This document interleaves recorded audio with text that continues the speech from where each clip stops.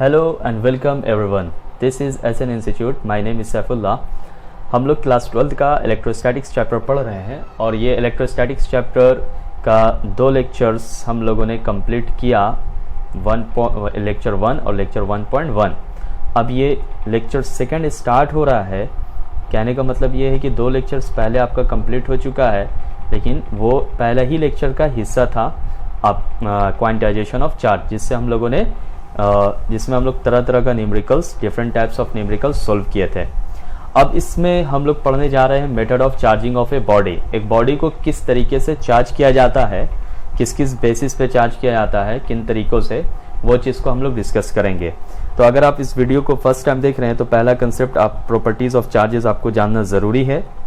अगर आप जान जाते हैं तो बेहतर है आपके लिए, और अगर आपने पढ़ लिया है तो फिर आप ये लेक्चर्स देखें और वीडियो को लाइक कर दें और चैनल को सब्सक्राइब कर दें। आइए स्टार्ट करते हैं हम लोग method of charging of a body. तो सबसे पहले आप ये बात याद रखेंगे, कोई भी बॉडी रहेगा तो a body can be charged by following method. यानी कि बॉडी को जो चार्ज करने का मेथड होता है वो क्या है? बाय फ्रिक्शन के जरिए करते हैं, या इसका नाम रबिंग भी कह सकते हैं, या फिर दूसरा जो होता है बाय कंडक्शन, और थर्ड जो होता है बाय इंडक्शन। यानी ये 3 प्रोसेस है जिससे हम बॉडी को चार्ज करते हैं। अब देखिए ये तीनों प्रोसेस को हम समझेंगे। पहला प्रोसेस हम समझने जा रहे हैं चार्जिंग बाय फ्रिक्शन। पहला जो टॉपिक है आपका उसका नाम है charging by friction. Charging by friction या चार्जिंग बाय रबिंग, इसमें क्या होता है कि हम 2 बॉडी को रब करते हैं आपस में। जैसे आपने कभी किया होगा कि आपने कॉम्ब लिया होगा और उस कॉम्ब को अपने ड्राई हेयर में रब किया होगा और फिर उस कागज़ को उठाया होगा तो वो उड़ जाता होगा। इस तरीके से आपने देखा होगा। तो ये चीज़ होता है चार्जिंग बाय फ्रिक्शन, इसी प्रोसेस को कहते हैं। मतलब कि क्या करना पड़ेगा आपको, बाय रबिंग या बाय फ्रिक्शन दोनों कह सकते हैं हम। 2 बॉडीज़ को आपको 2 बॉडीज़ लेना है एक साथ,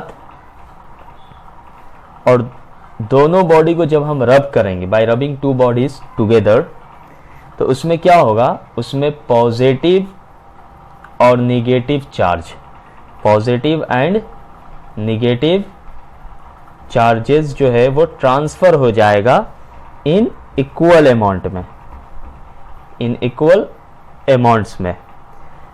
ठीक, ये बात याद रखिएगा। और क्यों होता है एक साथ?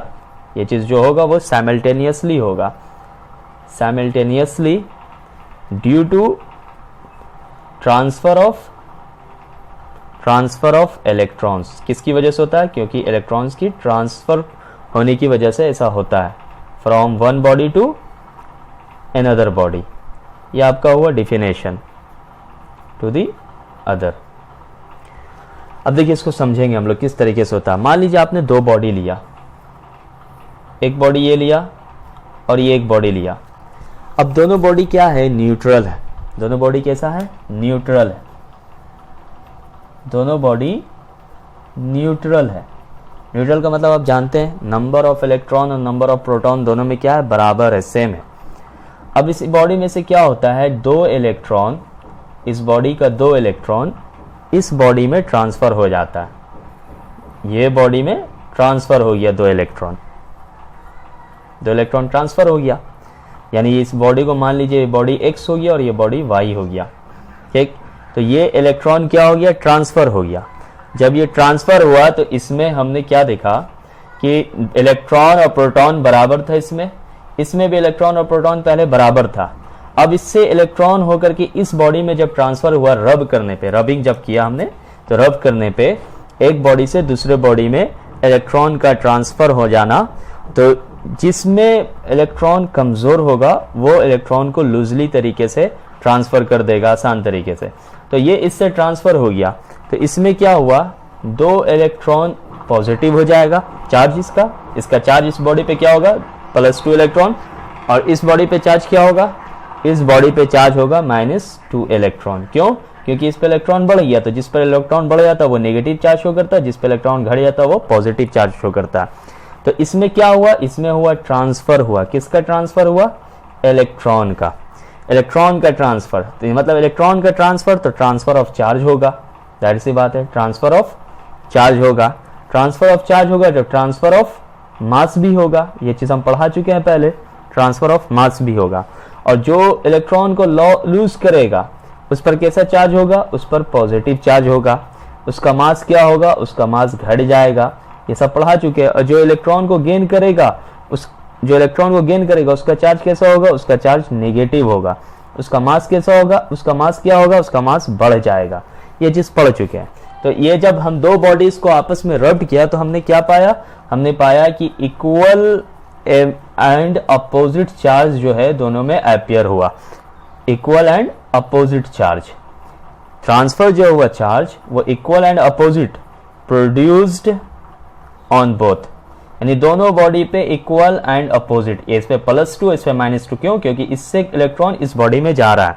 ये बात, अब इससे ये पता चलता है कि बॉडी में जो चार्ज का ट्रांसफर हुआ तो चार्ज कंजर्वेशन भी शो कर रहा है। कैसे कर रहा है ये बात आप समझ रहे कि देखिए पहले बॉडी पे न्यूट्रल था मतलब इलेक्ट्रॉन और प्रोटॉन बराबर था, दोनों पे चार्ज 0 था।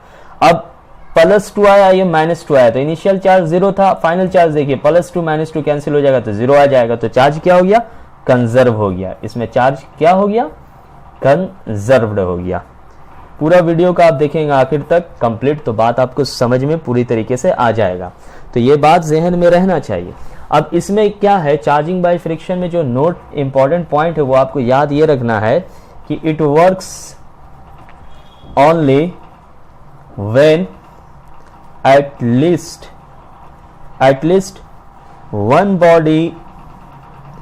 One body is insulator. एक बॉडी हर हाल में इंसुलेटर रहना चाहिए। ये बात इस पॉइंट को याद रखिएगा।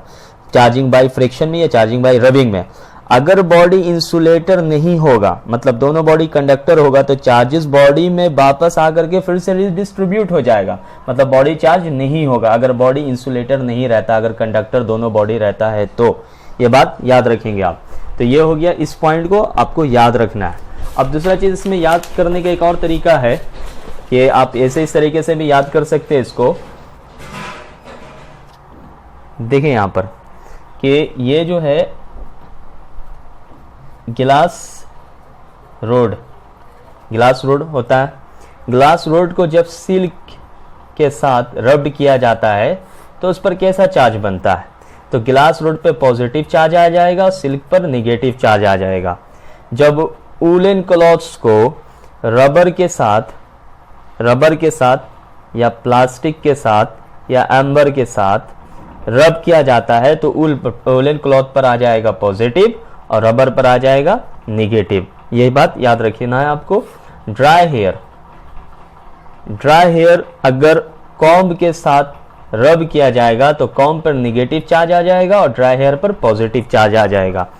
कैट स्किन को अगर इबोनाइट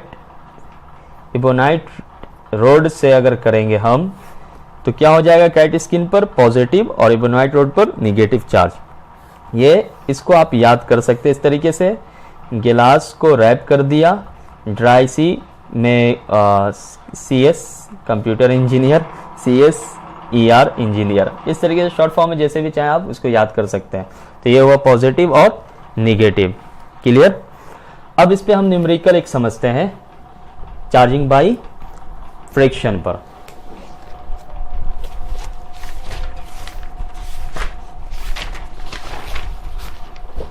देखिए ये क्वेश्चन है। क्वेश्चन ये है कि a glass rod is rubbed with A silk cloth.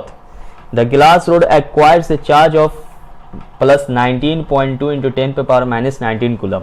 अब इसमें जो सवाल कह रहा है वो सवाल कह रहा है find the number of electron lost by the glass rod, find the negative charges acquired by the silk, find the charge in mass. अब इसमें क्या कीजिए, आप इस वीडियो को ये पॉज करके इस क्वेश्चन को आप उतार लीजिए और आपको हमने बताया था नंबर ऑफ इलेक्ट्रॉन्स निकालने का तरीका, तो आप नंबर ऑफ इलेक्ट्रॉन्स खुद से निकालें, पहले वीडियो में बता चुके हैं। फिर उसके बाद अगर आप से बनता है तो ठीक है, नहीं बनता तो आप फिर सॉल्यूशन देखें। देखिए इसमें सवाल में जो कह रहा है कि एक गिलास रोड है, मान लीजिए एक गिलास रोड है, ये गिलास रोड है आपका, और ये आपका सिल्क क्लॉथ है। अब ये दोनों को आपस में रब किया गया, तो हम जानते हैं कि गिलास और गिलास रोड को सिल्क के साथ रब करते हैं तो गिलास रोड पर कैसा चार्ज आता है, पॉजिटिव चार्ज आता है, पॉजिटिव चार्ज आया, ठीक, पॉजिटिव चार्ज। और इस पर कैसा चार्ज आता है, इस पर निगेटिव चार्ज आता है, निगेटिव चार्ज आया। अब इस पे जो चार्ज आया वो कितना आया, प्लस 19.2 इंटू 10⁻⁻19 कूलम। अब जितना ये पॉजिटिव चार्ज उतना ये नेगेटिव चार्ज होगा, क्योंकि अभी हमने पढ़ा है चार्जिंग बाय फ्रिक्शन में इक्वल अमाउंट ऑफ चार्ज जो है वो ट्रांसफर होता है, पॉजिटिव और नेगेटिव।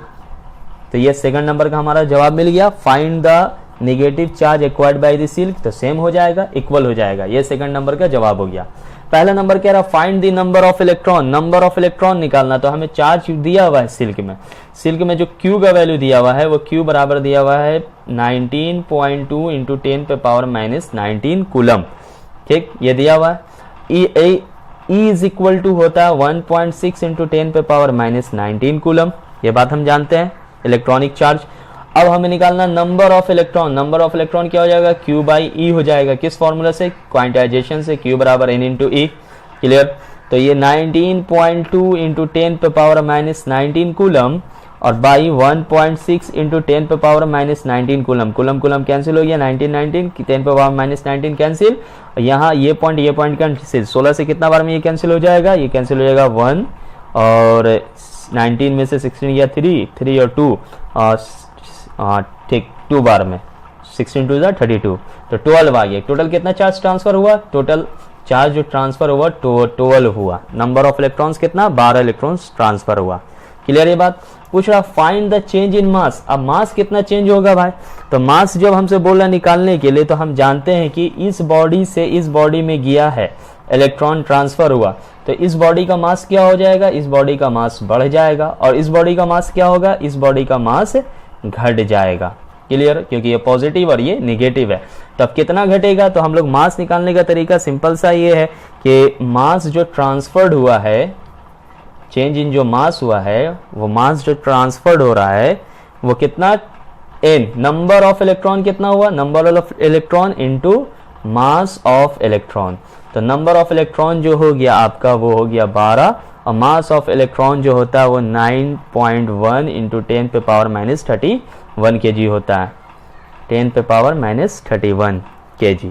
अब इसको अगर हम लोग मल्टीप्लाई करेंगे तो 1.08 के अप्रॉक्स में आएगा, इंटू 10⁻29 kg के अप्रॉक्स में इसका वैल्यू लेना है आपको। तो ये इतना मास ट्रांसफर्ड हुआ, इतना चेंज इन मास में इतना चेंज आया, क्लियर ये बात। तो ये हम लोग अभी जो हम लोग पढ़ा वो था मेथड, कौन सा मेथड, चार्जिंग बाय फ्रिक्शन। तो ये बात आपको समझ में आ गया, चार्जिंग बाय फ्रिक्शन, क्लियर। अब हम लोग नेक्स्ट पढ़ रहे हैं charging by conduction.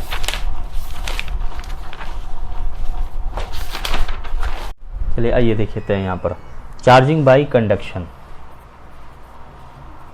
Charging by conduction. देखिए चार्जिंग बाय कंडक्शन होता क्या चीज है, in conduction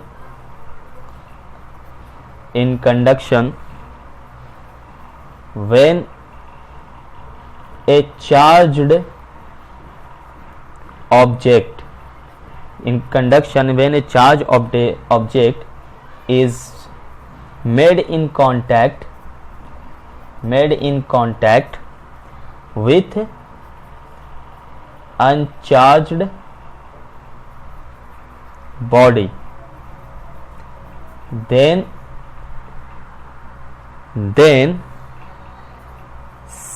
some of its charge is transferred to it and it is charged by same sign। ये याद रखेंगे आप डिफिनेशन इसका। मतलब क्या है कि मान लीजिए जैसे दो कंडक्टर रहना चाहिए, एक चार्ज है और एक अनचार्ज है।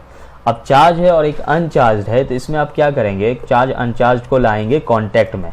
जब कांटेक्ट में जब आप लाएंगे तो क्या होगा कि चार्ज बॉडी से जो कुछ चार्जेस अनचार्ज बॉडी में ट्रांसफर हो जाएगा, और जो ट्रांसफर होगा तो वो सेम साइन का चार्ज होगा। मतलब अगर मान लीजिए ये पॉजिटिव चार्ज का बॉडी हम लाते हैं और ये अनचार्ज बॉडी होता है, तो इससे कौन सा चार्ज ट्रांसफर होगा, पॉजिटिव चार्ज होगा। तो अनचार्ज बॉडी कैसा चार्ज शो करेगा, पॉजिटिव। अगर हम इसको नेगेटिव चार्ज करना चाहते हैं तो हम नेगेटिव चार्ज का बॉडी लाएंगे, तो जब इसके कांटेक्ट में लाएंगे तो ड्यू टू कंडक्शन की वजह से ये किस तरीके का शो करेगा, नेगेटिव चार्ज शो करेगा। अब आइए इसको समझते हैं। जैसे मान लीजिए हमने क्या किया, एक स्फेरिकल लिया, ठीक, एक स्फेरिकल लिया जो न्यूट्रल है, समझना है अच्छे से, जो न्यूट्रल है, जो क्या है, न्यूट्रल है। क्यू नेट का वैल्यू क्या है, 0, यानी चार्ज जो है टोटल नेट चार्ज 0 है। Number of electron is equal to number of proton. अब इसके कांटेक्ट में एक रोड लाते हैं, इसके कांटेक्ट में क्या लाया, रोड लाया, अभी नहीं लेकर आ रहे कांटेक्ट में, ठीक है, अभी यहां पर रख रहे पॉजिटिव। इसको मान लीजिए हम पॉजिटिव करना चाहते हैं, तो पॉजिटिव चार्ज वाला एक रोड लाया, इस पर पॉजिटिव चार्ज है, ठीक, पॉजिटिव चार्ज है। अब इसको क्या किया हमने, इस स्फेरिकल से टच करवाया, इस स्फेरिकल से क्या करवाया, टच करवाया। जब इस स्फेरिकल से टच कराएंगे तो ये तो स्फेरिकल का नेट चार्ज क्या है, 0 है, ये टच करवा दिया हमने। जब टच करवाया तो इसमें मौजूद जो चार्जेस है, मतलब नंबर ऑफ इलेक्ट्रॉन और प्रोटॉन बराबर है। जैसे मान लीजिए ये नंबर ऑफ इलेक्ट्रॉन और प्रोटॉन बराबर है, इसमें न्यूट्रल बॉडी है। तो अब क्या हुआ, इसमें से निगेटिव चार्ज इस बॉडी में ट्रांसफर होगा। निगेटिव चार्ज क्या होगा, ट्रांसफर हो जाएगा, फ्लो कर जाएगा, ट्रांसफर कर जाएगा from sphere to rod, from sphere to rod. अब जब ये इसमें ट्रांसफर होगा तो क्या होगा कि जैसे मान लीजिए अगर इस पर ये बात समझना है आपको कि इस पे मान लीजिए 1 2 3 4 8 कूलम चार्ज है, ठीक। अब इसमें 3 इलेक्ट्रॉन और 3 प्रोटॉन है, 3 इलेक्ट्रॉन और 3 प्रोटॉन है, न्यूट्रल है। अब 3 इलेक्ट्रॉन इससे जब इसमें ट्रांसफर हो जाएगा तो अब इसके कांटेक्ट को जब हम हटाएंगे तो इस पे अब कितना बचेगा, 3 नेगेटिव चार्ज इस पे ट्रांसफर हो जाएगा, तो इस पे बचेगा 5 कूलम, यानी 5 पॉजिटिव चार्ज, ठीक। अब इसमें क्या होगा कि इसमें तो नेगेटिव चार्ज तो इस बॉडी में चला गया, रोड में चला गया। अब इसमें क्या बचा, पॉजिटिव चार्ज बचा। तो 3 इलेक्ट्रॉन चला गया तो 3 प्रोटॉन बचा, तो 3 पॉजिटिव चार्ज ये क्या करेगा, शो करेगा। तो इसका जो क्यू नेट आएगा वो कैसा आ जाएगा, क्यू नेट आ जाएगा positive, positive Q net positive show करेगा। मतलब क्या हुआ कि देखिए ये बात समझ में आया। अब इस पे जो है वो चार्ज आ गया 3 कूलम। ये समझाने के लिए एग्जांपल बता रहे हैं हम। अब चार्ज कंजर्व हो रहा है, ये चीज है। देखिए पहले 8 कूलम था, पहले 0 था, 8 + 0 0 इनिशियल चार्ज, ठीक, 8 कूलम। अब देखिए फाइनल में 5 कूलम इस पे आया, 3 कूलम इसमें आया, तो 5 और 3 कितना हुआ, 8 हुआ। तो इनिशियल और फाइनल दोनों बराबर हो गया, तो चार्ज कंजर्व हो गया। तो ये होता है चार्जिंग बाई कंडक्शन। ये बात समझ में आ गया, क्लियर है ये। तो जब एक बॉडी को दूसरे बॉडी के कांटेक्ट में लाते हैं, एक चार्ज्ड बॉडी को एक अनचार्ज बॉडी के कांटेक्ट में लाते हैं, तो अनचार्ज बॉडी जो न्यूट्रल होता है उससे क्या होता है, नेगेटिव चार्ज बॉडी में ट्रांसफर होता है, और ट्रांसफर होने के बाद वो मौजूद उसके अंदर का जो पॉजिटिव चार्ज है वो शो करने लगता है, और रिपल्सन होता है तो वो फैल जाता है रिपल्शन की वजह से। ड्यू टू रिपल्सन इसमें मौजूद जो पॉजिटिव चार्ज है, तो पॉजिटिव एक दूसरे को क्या करेगा, रिपल्सन करेगा। रिपल्सन करने की वजह से चार्ज क्या हो जाएगा, फैल जाएगा। तो जब चार्ज फैल जाएगा तो ये कैसा शो करेगा, पॉजिटिव शो करेगा। अगर इसको हम नेगेटिव चार्ज शो करवाना चाहते हैं तो रोड कैसा लेंगे, हम नेगेटिव लेंगे। क्लियर है बात। अब इसमें एक बात और याद रखना है आपको, important point, if both objects, अगर दोनों ऑब्जेक्ट्स आइडेंटिकल होता, कैसा होता, आइडेंटिकल इन शेप में और साइज में, शेप, साइज एंड मटेरियल, 3 चीज अगर इसका सेम होता तब क्या होता, देन ड्यू टू कंडक्शन की वजह से टोटल चार्ज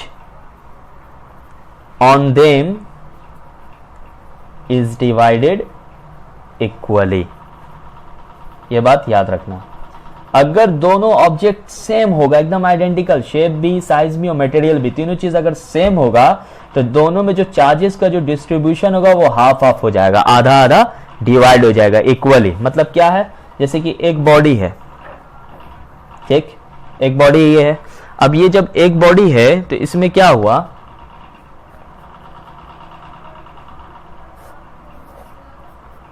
ये दोनों बॉडी को, बॉडी ए है और बॉडी बी है, अब ये दोनों बॉडी को आपस में कांटेक्ट में लाया गया। क्लियर।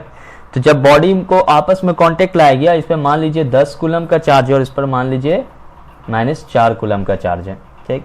जब ये दोनों को आपस में कांटेक्ट में लाया गया तो टोटल चार्ज कितना हो गया, टोटल चार्ज हो गया 10 - 4 बराबर 6 कूलम, यानी टोटल चार्ज 6 बचा। तो अब बॉडी पे चार्ज कितना आ जाएगा, दोनों सेम है, आइडेंटिकल है, तो बॉडी पे अब जो चार्ज आ जाएगा वो आ जाएगा, इस पे आ जाएगा +3 कूलम ए और इस पे भी आ जाएगा +3 कूलम ये बी। क्लियर, ये बात समझ में आया। मतलब कि ये 10 कूलम वाला और ये -4 कूलम वाला दो बॉडी है, ठीक। अब दोनों बॉडी को क्या किया गया, कांटेक्ट में लाया गया, कंडक्शन हुआ दोनों के बीच, दोनों के बीच क्या हुआ, कंडक्शन हुआ, फिजिकल कांटेक्ट। तो इसमें मौजूद जो चार्ज है ये -4 कूलम है, तो -4 इसमें ट्रांसफर हो जाएगा। जब -4 इसमें ट्रांसफर हो जाएगा तो कितना बचेगा, 6 बचेगा ना, टोटल चार्ज 6 बचा।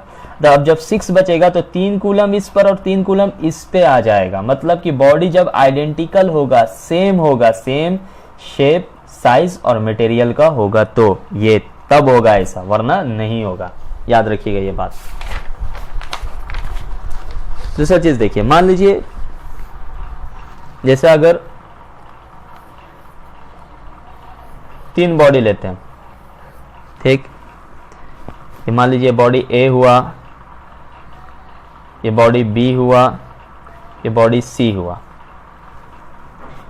अब क्या हुआ कि ए को लाया किसके कांटेक्ट में, ए को लाते हैं हम बी के कांटेक्ट में सबसे पहले, ठीक। उसके बाद ए को फिर किसके कांटेक्ट में लेके जाते हैं, उसके बाद फिर ए को कांटेक्ट में लेके जाते हैं सी के। हमें पूछ रहा है कि बताना है ए पर कितना चार्ज होगा, बी पर कितना चार्ज होगा, सी पर कितना चार्ज होगा, यह सवाल है हमारा। मतलब सबसे पहले हम कहां से कहां लेकर जा रहे हैं और चार्ज इसमें कितना है मौजूद है, इस बी पर चार्ज Q है, सी पे चार्ज Q है और ए चार्ज नहीं, ए है अनचार्ज्ड बॉडी। ए कैसा है, अनचार्ज्ड बॉडी। क्लियर।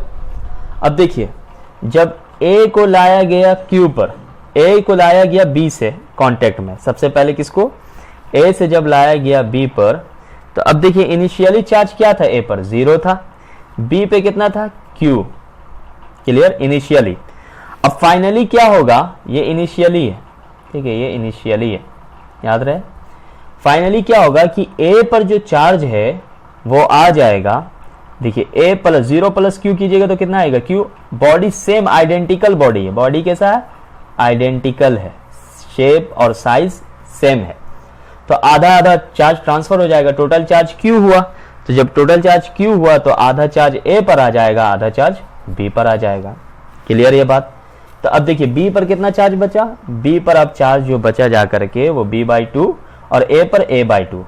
अब क्या हो रहा है, फिर अब ए पर जो चार्ज आ गया Q/2, तो अब ए को फिर किससे टच करवाया जा रहा है, कांटेक्ट में लाया जा रहा है, सी के कांटेक्ट में लाया जा रहा है।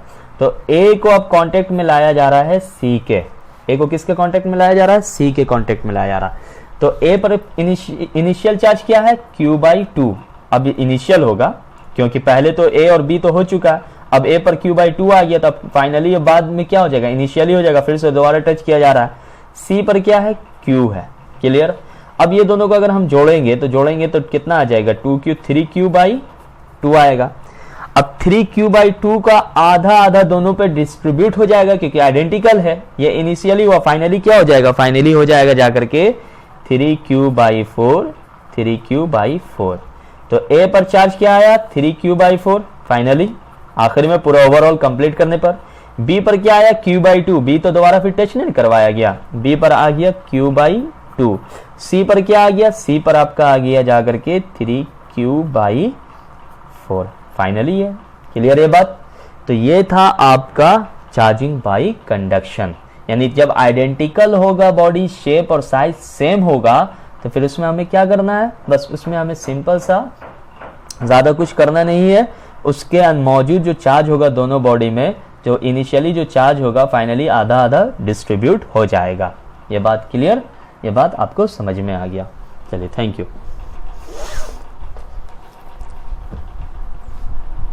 अब हम लोग यहाँ पर चार्जिंग बाय इंडक्शन बच गया, चार्जिंग बाय इंडक्शन पढ़ते हैं हम लोग, ध्यान दें। चार्जिंग बाय इंडक्शन, एक मिनट।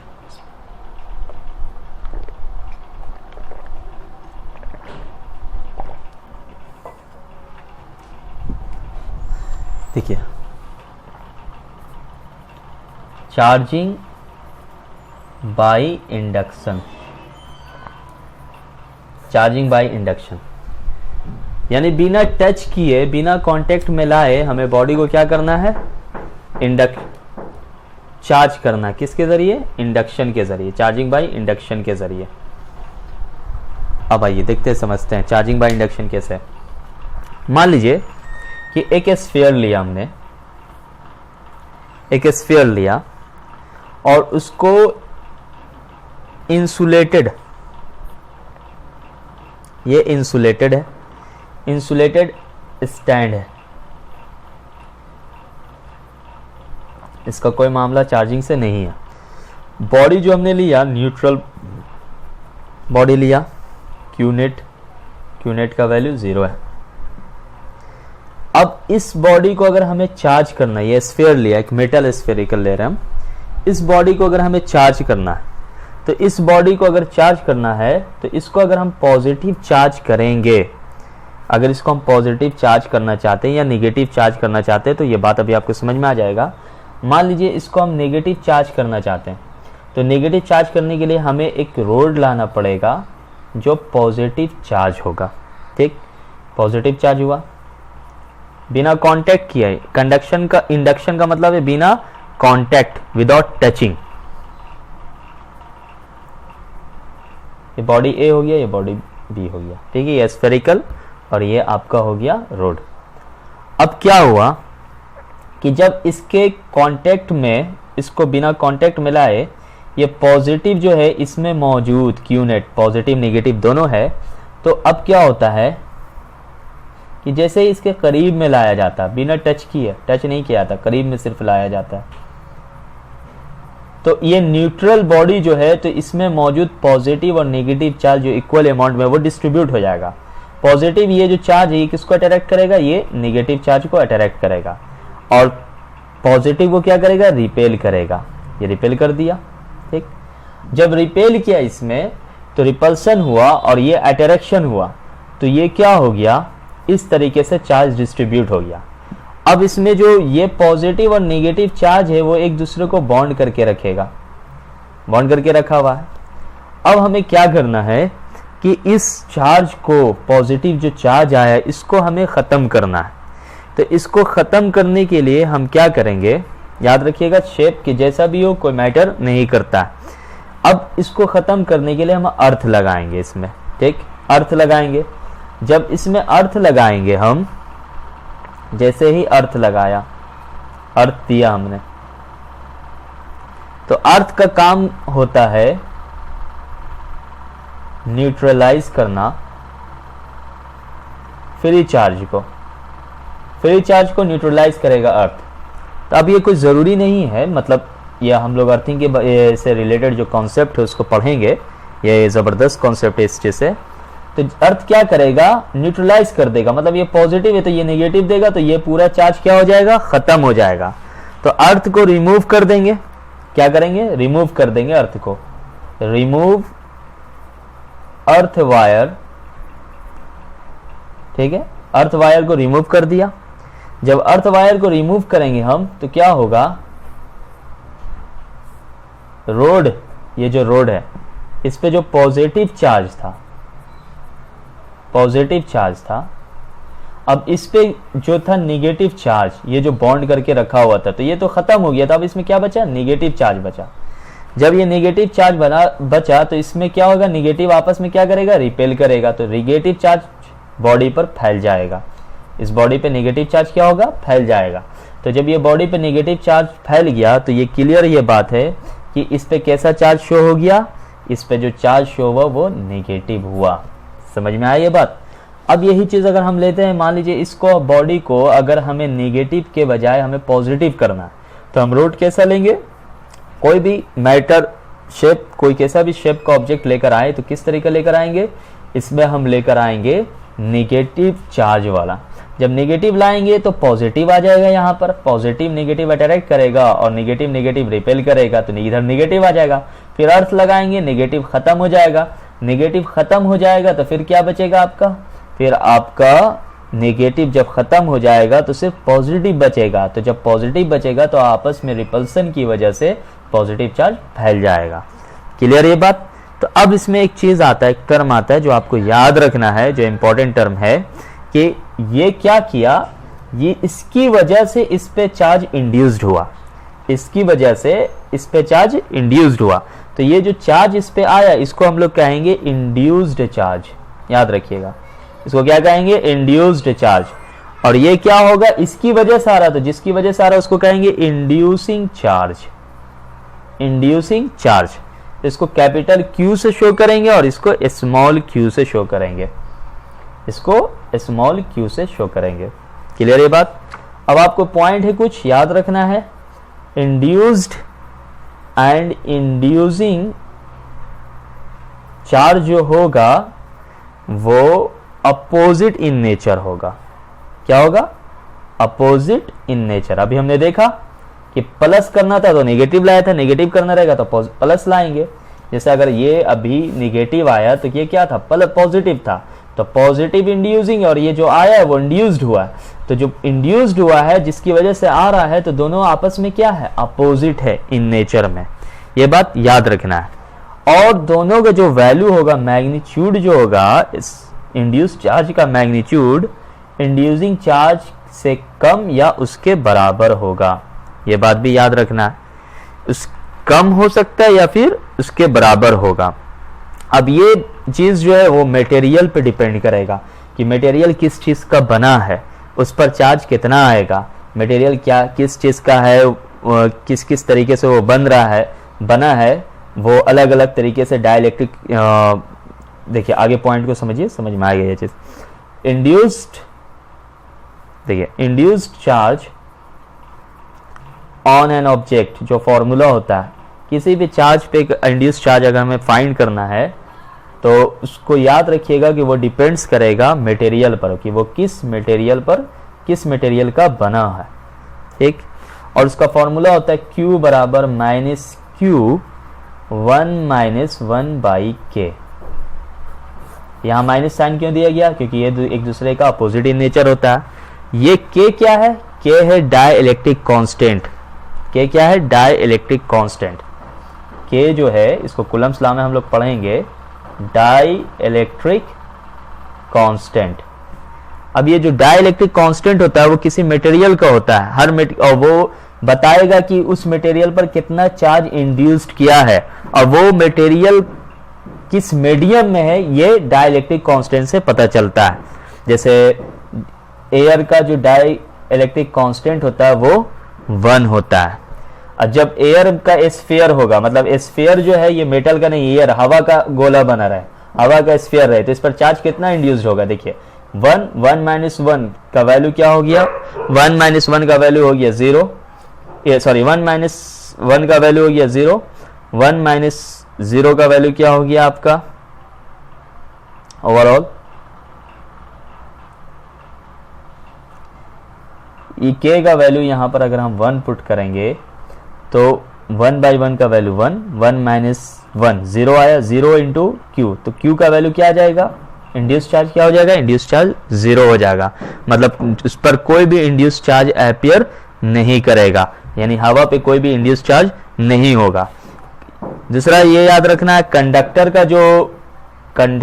का K जो होता है वो इन्फिनाइट होता है। कितना होता है, इन्फिनाइट। कंडक्टर का जो वैल्यू होता है वो इन्फिनाइट होता है, कंडक्टर का डाइलेक्ट्रिक कांस्टेंट इन्फिनाइट। 1/∞ का वैल्यू पुट कीजिएगा तो 0 होगा, 1 माइनस 0 का वैल्यू 0 होगा, फिर 1 माइनस 1 बाई इन्फिनाइट का वैल्यू, ठीक है। 1 माइनस 0 का वैल्यू 1, 1 को q से मल्टीप्लाई कीजिएगा तो क्या आएगा, माइनस q आएगा। तो मतलब इंड्यूस चार्ज का जो वैल्यू होगा वो इंड्यूसिंग चार्ज के बराबर होगा। क्लियर ये बात। और डाइलेक्ट्रिक कांस्टेंट वाटर का सबसे ज़्यादा माना जाता है, 80 होता है ये चीज़। तो ये बात आपको याद रखना है कि या तो बराबर हो सकता है या कम हो सकता है। जैसे अगर मान लीजिए इस पे अगर हम कहें कि एक बॉडी पे अगर हम ले लिया, इस पे चार्ज कुछ लिया और इस पे कुछ चार्ज नहीं है, अगर इस पे इंड्यूस चार्ज जो हो रहा है और इस पर इंड्यूसिंग चार्ज जो वैल्यू हम पुट कर रहे हैं अलग अलग तरीके का, तो वो जो इंड्यूस चार्ज का वैल्यू होगा वो या तो कम होगा इंड्यूसिंग चार्ज से या फिर उसके बराबर होगा। तो कम कितना कम हो सकता है, 0 हो सकता है अगर k का वैल्यू 1 लिया जाएगा। अगर k का वैल्यू इन्फिनाइट कंडक्टर लिया जाएगा, यानी दोनों कंडक्टर होगा बॉडी, तो बॉडी कंडक्टर होने की वजह से दोनों इंड्यूस्ड चार्ज और इंड्यूसिंग चार्ज दोनों का वैल्यू क्या होगा, बराबर हो जाएगा, इक्वल हो जाएगा। सिर्फ साइन नेगेटिव इसलिए दिया जा रहा है क्योंकि नेचर अपोजिट होता है दोनों का, इंड्यूस्ड का और इंड्यूसिंग का। तो ये हो गया आपका चार्जिंग बाय इंडक्शन। तो ये बात आपका क्लियर। अब हम लोग नेक्स्ट जो टॉपिक है वो कूलम्ब्स लॉ पढ़ेंगे नेक्स्ट वीडियो लेक्चर में। तो ये बात आपको समझ में आ गई ये चीज़ यहाँ पर। तो ये इसको हम लोग कूलम्ब्स लॉ में अच्छे तरीके से समझेंगे भी, डाइलेक्ट्रिक कांस्टेंट को। किसी भी मटेरियल का, कोई भी कंडक्टर का कोई भी मटेरियल होता है तो उस पर कितना चार्ज इंड्यूस्ड होगा, तो ये डाइलेक्ट्रिक कांस्टेंट से पता चलता है।